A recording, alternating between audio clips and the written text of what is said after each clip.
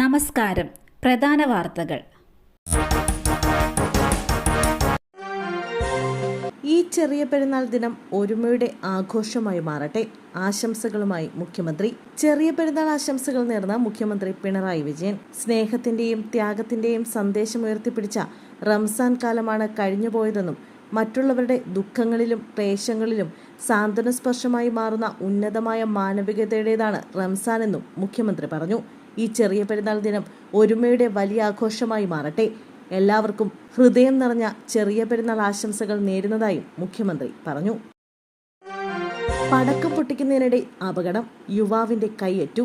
കാറിൽ വെച്ചാണ് പടക്കം പൊട്ടിയത്. അപകടത്തിൽ 2 പേർക്ക് പരിക്കേറ്റിട്ടുണ്ട്. കോഴിക്കോട് നാദാപുരം പേരോടാണ് സംഭവം. കല്ലാച്ചി സ്വദേശി മുഹമ്മദ് ഷഹറാസ്, പൂവള്ളതിൽ റയീസ് എന്നിവർക്കാണ് പരിക്കേറ്റത്. ഷഹറാസിന്റെ വലത് കൈപ്പത്തി തകർന്ന നിലയിലാണ്. ഇരുവരെയും ആശുപത്രിയിൽ പ്രവേശിപ്പിച്ചു. ഇവർ സഞ്ചരിച്ചിരുന്ന കാറിനും കേടുപാടുകൾ സംഭവിച്ചിട്ടുണ്ട്. ആലപ്പുഴയിൽ ടൂറിസ്റ്റ് ബസും ബൈക്കും കൂട്ടിയിടിച്ച് വിദ്യാർത്ഥി മരിച്ചു. ഒപ്പമുണ്ടായിരുന്ന സുഹൃത്തിന് പരിക്ക്. ചേർത്തല നഗരത്തിൽ ആശുപത്രി കവലയിലാണ് സംഭവം. ചേർത്തല SN പുരം SN trust higher secondary school വിദ്യാർത്ഥി മണ്ണഞ്ചേരി പഞ്ചായത്ത് 1-ാം വാർഡ് വളവനാട് ചെറുവേളി സജിമോന്റെയും ലിജിമോളുടെയും മകൻ അജയ് ആണ് മരിച്ചത്. 19 വയസ്സായിരുന്നു.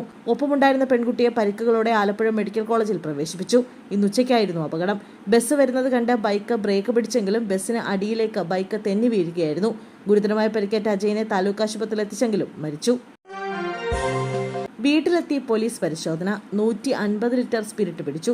പിന്നാലെ ജീവനൊടുക്കി ജീപ്പ് ഡ്രൈവർ. പോലീസ് വീട്ടിലെത്തി സ്പിരിറ്റ് പിടിച്ചതറിഞ്ഞ് ജീപ്പ് ഡ്രൈവർ ജീവനൊടുക്കി. തൃശൂർ കൈനൂരിലാണ് സംഭവം.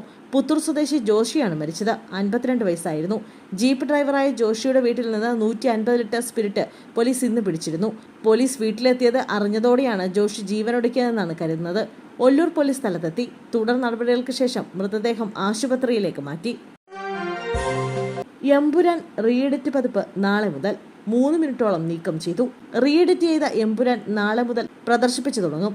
ഞായറാഴ്ച തന്നെ റീഎഡിറ്റിംഗ് പൂർത്തിയായതായാണ് വിവരം.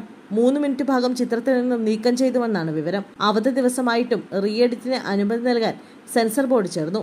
ബോർഡ് അനുമതി നൽകിയത് അല്പം മുമ്പ്. കേന്ദ്ര സെൻസറിംഗ് ബോർഡാണ് റീഎഡിറ്റിംഗ് നിർദ്ദേശം നൽകിയതെന്നാണ് വിവരം. അതേസമയം എമ്പുരാന്റെ പ്രമേയത്തെ ചൊല്ലി വിവാദത്തിൽ നടൻ മോഹൻലാൽ ഖേദം പ്രകടിപ്പിച്ചു. സോഷ്യൽ മീഡിയയിൽ പ്രസിദ്ധീകരിച്ച കുറിപ്പിലാണ് മോഹൻലാൽ ഖേദം പ്രകടിപ്പിച്ചത്.